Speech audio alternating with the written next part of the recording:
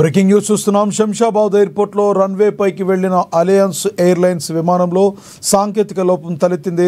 3 సార్లు రన్వే పైకి వెళ్లగా 3 సార్లు సాంకేతిక లోపం తలెత్తడంతో పైలట్ అప్రమత్తమై ఫ్లైట్ను నిలిపివేశారు. దీంతో ఏమైందో అర్థం కాక ప్రయాణికులు ఆందోళన చెందారు. విమానం ఆలస్యం కావడంతో 37 మంది ప్రయాణికులు అసహనం వ్యక్తం చేశారు.